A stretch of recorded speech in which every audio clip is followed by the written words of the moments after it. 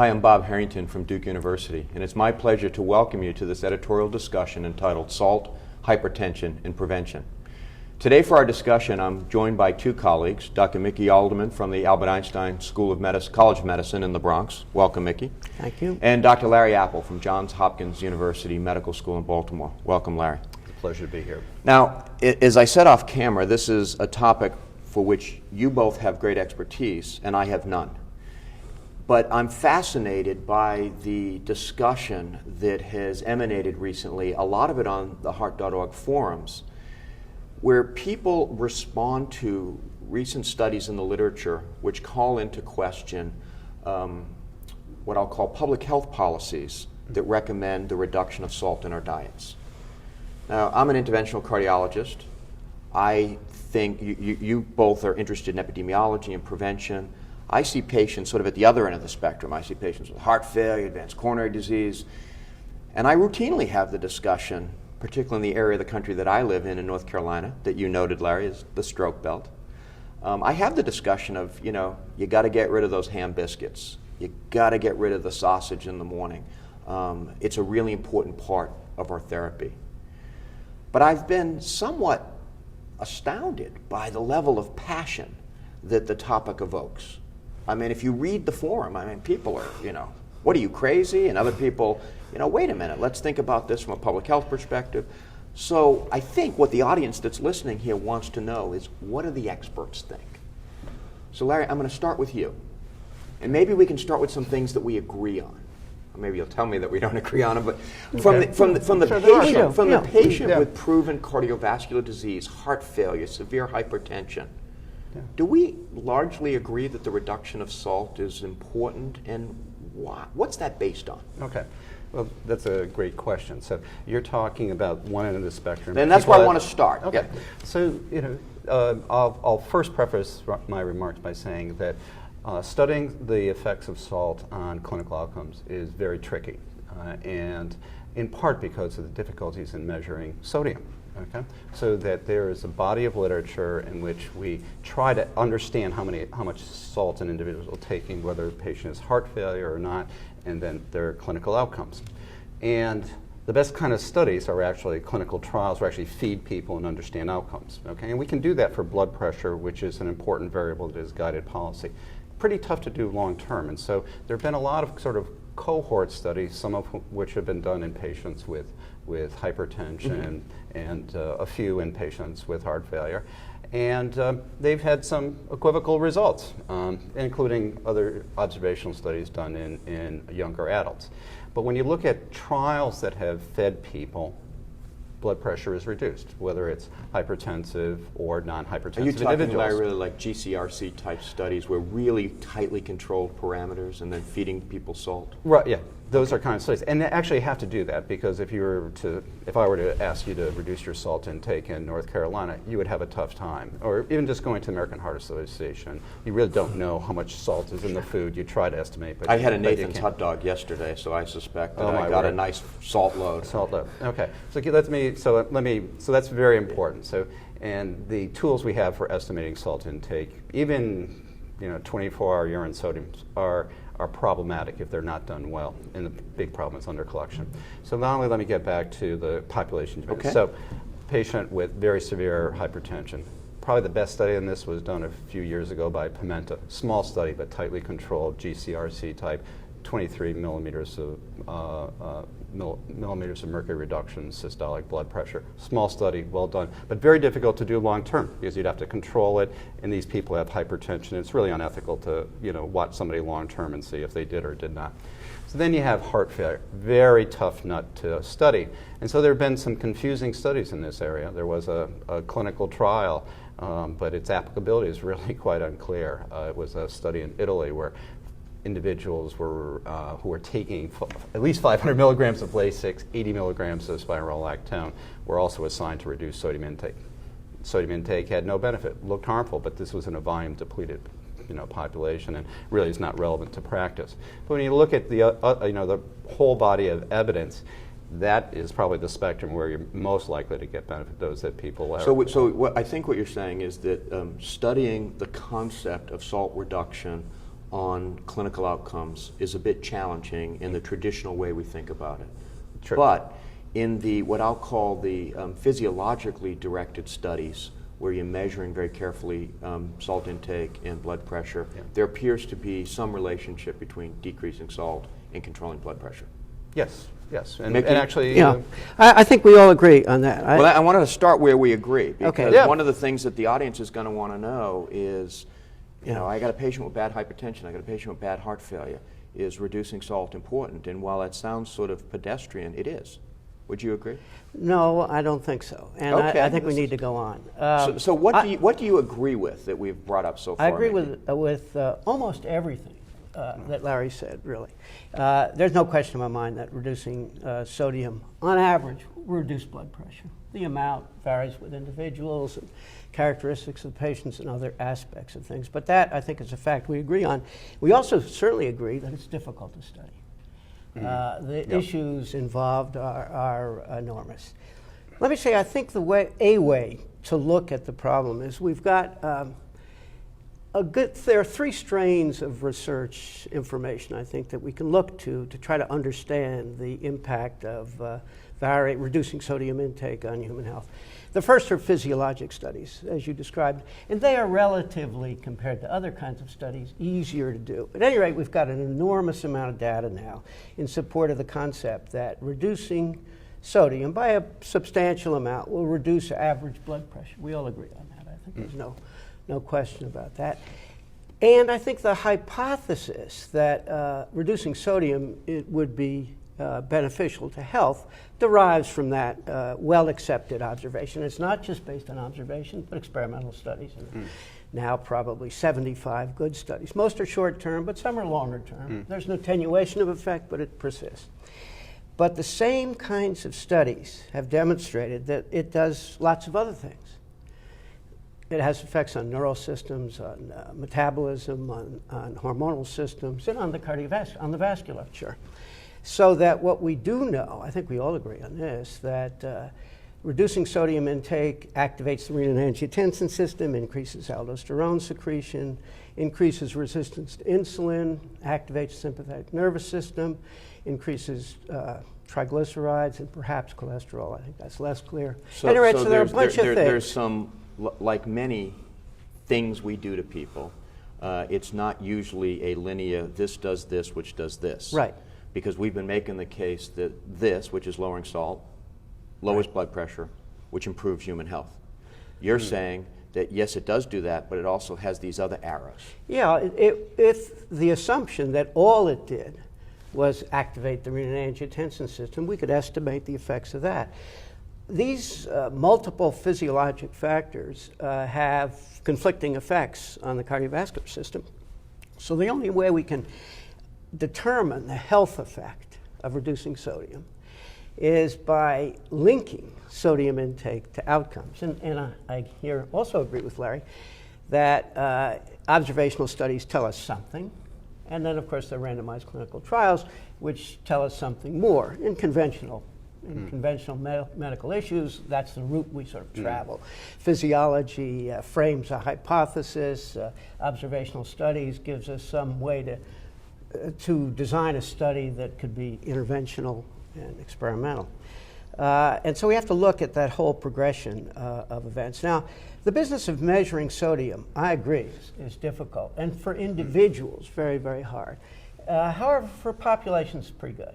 And Warren Willett collected all of the good studies, population-based studies of sodium intake in the last 50 years in the United States, and found that about 3.5 grams a day has been average intake. Varies within and between individuals dramatically, but over 50 years there's been no change in sodium intake. I think that's kind of interesting for a variety of reasons, but one of which is that, you know, at some point there was a change in behavior in America in regard to food intake, and there was an increase in processed food consumption.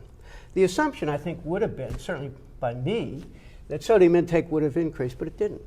And in the last 15 years, industry has dramatically attempted and in many cases succeeded in reducing sodium intake in their foodstuffs. Yeah, you walk through the supermarket, it's reduced sodium, Right. reduced salt. I mean, you see And- it all over the and- place. It's a little bit hard to, let me just interrupt though.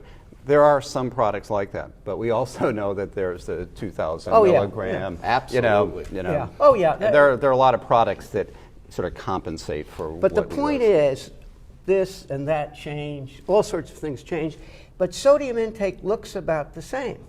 And in more recent times, the last of the Willett collection, I think was 2008.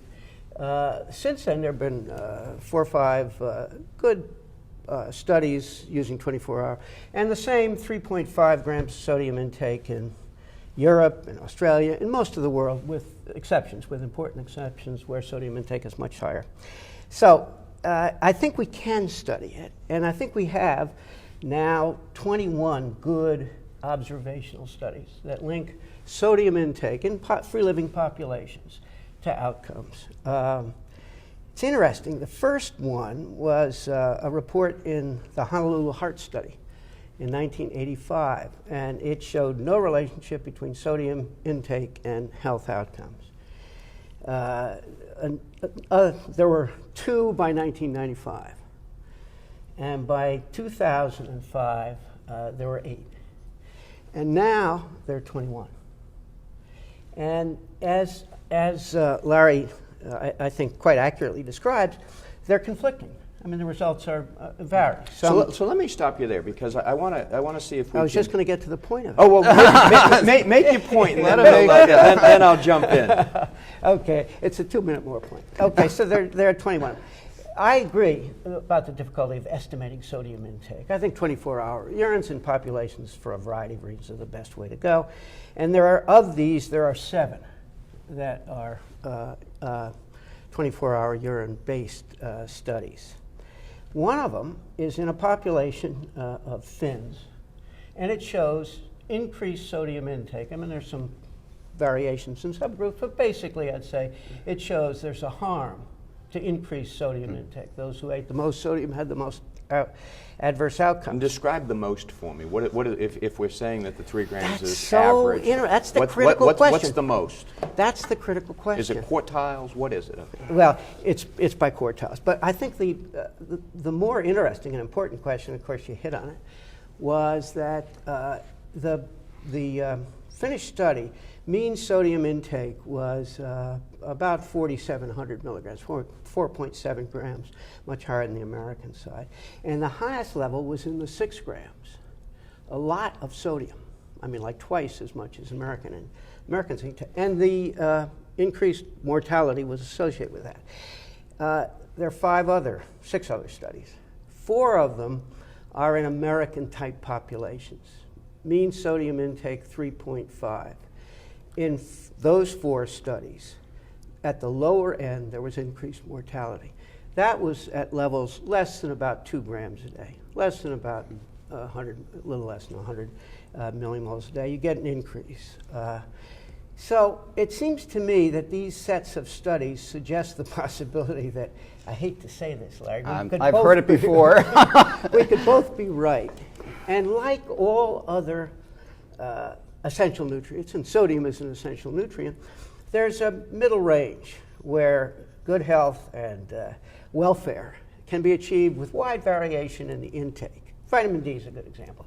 Vitamin D. Well, let's stop there because I want to hear Larry's side of it here. So, Larry, let me see if I understand what Mickey's saying.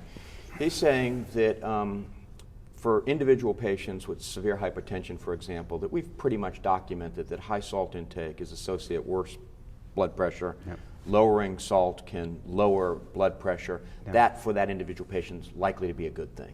Absolutely. But he's pointing out, and he's saying, I think, from epidemiologic work, that at the very high ends of salt intake, there appears to be adverse health consequences. He points out this interesting issue that at low salt area, there may be also a paradoxical increase. Now, the obvious question is, well, what's confounding that? Is it old sick people? That is the number one issue. But why don't you go through that? Okay, yeah.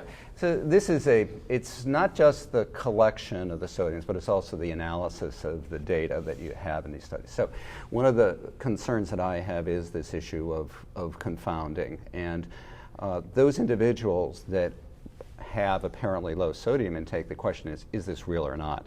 And if you look at most of those studies, there's evidence of gross under-reporting or under-collection of sodium. So those individuals that seem to have a higher risk really are in another group and should be sort of in a different part of that distribution. And if you look at, it's hard to say that's for, to dissect it that way, because not all of the data are presented with enough detail about what's in that lowest group.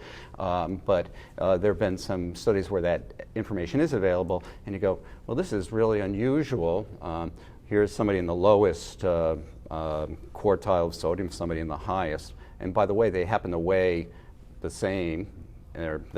Their body mass index is 25, 26, and their calorie intake is like 2.5 times, higher in one group. So we have evidence of gross underreporting that could lead to these sort of spurious relationships. So I will just tell you a little anecdote. 20 years ago, when I decided to start my career, I was tempted to go into this area, like I should really analyze this, but I started to, and I go, this is treacherous area, and I do not want to be involved in research where you have these paradoxical relationship, and you could come up with the wrong answer. So I go, I'm not going to, I'm not going to investigate that. Can I just respond to part of that? Well, let me ask something My career? first. No, I have no quibble with that. But the issue about the confounding, actually one of the studies that are done in low or moderate sodium intake societies like ours, one was done a while back and 3 were published this year. Those confounding problems were really well dealt with. And in the earlier one, which I know well, a couple of points about that. One is controlling for all the factors you said and stratifying and limiting the analysis to patients who presented adequate sodium intakes. And the interesting thing is the results are just the same, but most importantly, the relationship of outcome to sodium intake is continuous. So the hypothesis that somehow they're misallocated. In other words, folks in low should be somewhere else. They would all have had to inversely turn themselves over to produce the same, to change that continuous relationship. So one of the things we're talking about here is a common observation, which is these U-shaped relationships between some variable and some outcome. In my world, the example might be antithrombotic therapy, where we showed years ago that in a group of patients with myocardial infarction, low levels of anticoagulation with heparin was associated with bad outcomes, probably because patients weren't protected. High levels of anticoagulation were associated with bad outcomes because patients were bleeding. There was the spot in the middle. Right. Is there any and that can make some sense. Is there any physiologic reason, Larry, why real salt might be bad for you? Right. Well, Mickey alluded to this, and it has to do with activation of the renin-angiotensin system, which I basically, I agree. Reducing sodium intake does activate it to a modest extent. But let me also tell you, threefold. Not quite that much, but on the other hand, let me just. I love hanging out with physiologists. I'm not one, but I told you avoid data. But anyways, but the point is that there are a lot of therapies that increase plasma renin activity. Diuretics, okay, and we've shown that diuretic therapy actually reduces stroke and heart disease. It's an epiphenomenon. By the way, the DASH diet, we just reported earlier this week, the DASH diet increases plasma renin activity, and every study that's examined the DASH diet.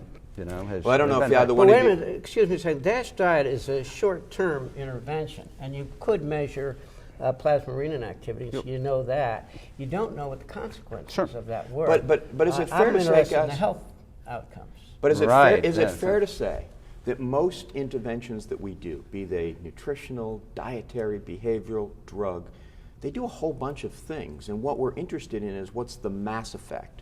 I don't know if either one of you went to Joe Lascalzo's opening session lecture yesterday, where he talked about a systems biology approach to drug development.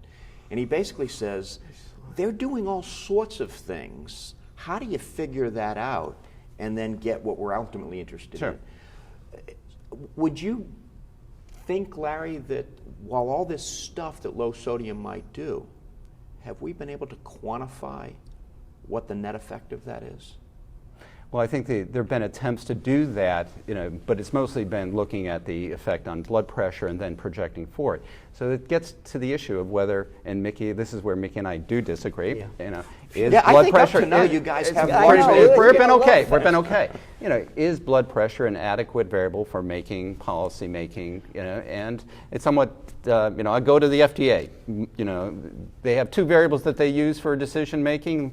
IOM also agreed. LDL cholesterol and blood pressure. These are ones where we have enough information where we feel comfortable in making that decision. So there are these other variables that are affected, and I agree. The plasminogen activity is activated, but it's. That's not an accepted surrogate variable for decision making. Excuse me a second. Yeah, go ahead. I agree that this is what we're talking about right here now is a matter of judgment. I mean, is sodium an adequate determinant of the value of an intervention?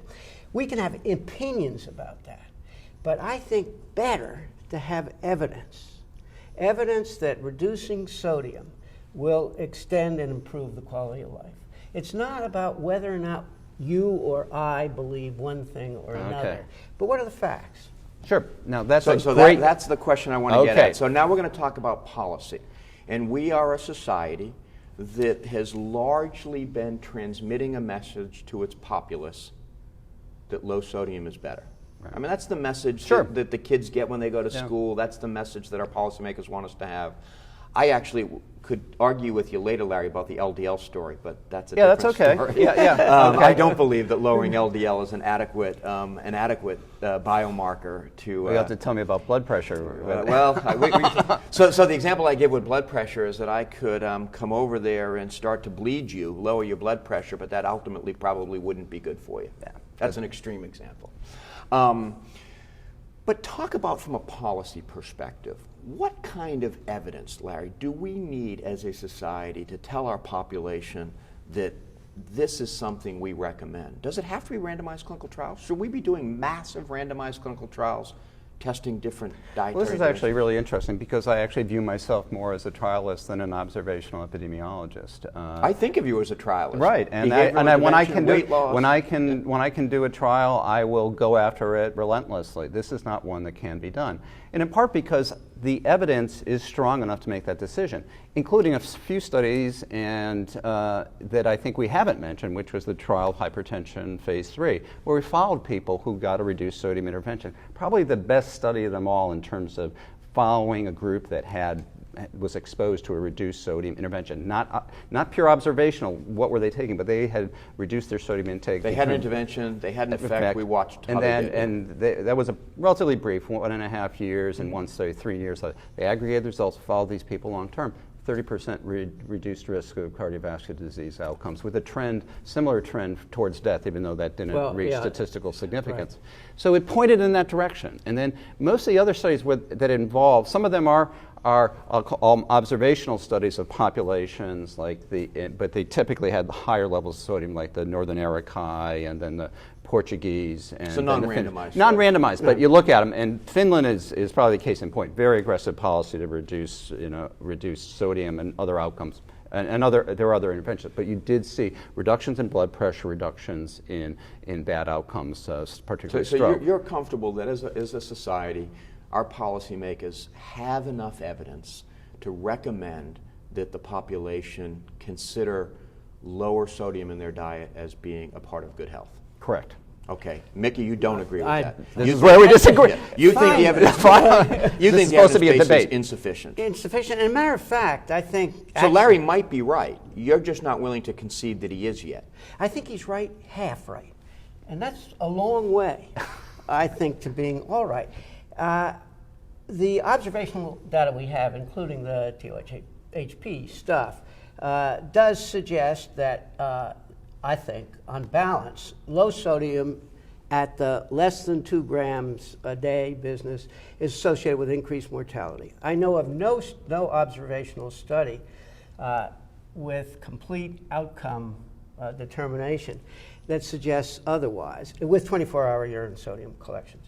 And we have one at a high end that suggests that there is an increase. So I think that The evidence we have from observational studies suggests that there's a broad middle range, harm at the bottom and harm at the top. So but for most Americans, you'd like we're to fine. see what? If you were to guide our policy. Randomized clinical trials. And how would you do it? Larry's told us, and you've agreed, that this is really difficult. It's difficult, but it's been done. Well, TOPE is certainly an example, and that the second TOPE went on for 3.5, almost 4 years. 3.5 to 4 years. Yeah, that's pretty good. With 3,000 participants? No. Well, it was 3,000 across. Yeah. Not And then everybody was sodium. there are about 10,000 participants in these randomized trials of high blood pressure in which they created a sodium difference. Most of them are shorter term. And then, of course, there are 2 randomized trials that I think were designed to answer the question, what will sodium do? One in the Taiwan population used a cluster design, provided sodium to different What was kitchens. the cluster? Was it kitchens serving? households? No, it was kitchens serving retired military people in Taiwan, and they compared 2 groups. One group got usual sodium delivered to the kitchen. The other got a combination of half potassium salt and half sodium salt. So there was a reduction in the sodium delivery. And there was a significant increase in mortality in the group that had the usual sodium compared to the low sodium group. In other words, as was postulated, in this group where mean sodium intake was about 5.5 grams of sodium, high end. There's one other, a brilliantly, perfectly executed study that you described earlier, dismissively, but at any rate, you're right. It was in a particular set of patients with heart failure, and they demonstrated in that initial study to which you refer that there was a significant reduction in mortality and rehospitalization, relatively short time. And they had annual, actually every 6 months, but reported annual sodium measurements, and they had good separation between 80 and 120, and the folks who got the low sodium intake had increased mortality. In that population, sodium intake was about 3.5 grams. So those 2 studies fit the general contention that I think derives from the observational studies and what you would expect from physiology, that there's harm at the top and the bottom. Which is high is bad, real low is bad. Looks to be bad. There's some area in the middle. And where you guys seem to disagree is what that zone in the middle might be and whether or not we have sufficient evidence to make policy recommendations. Is that a fair assessment of where you guys are? Yes. I don't think there's enough evidence on the low side to justify a randomized trial yet, but on the high side, I think we do have enough. And I think it's incumbent upon us to show that lowering sodium is going to do some good. Yeah, Okay, this Larry? is where it's very difficult. As you pointed out, I do a lot of randomized trials, often of behavioral interventions.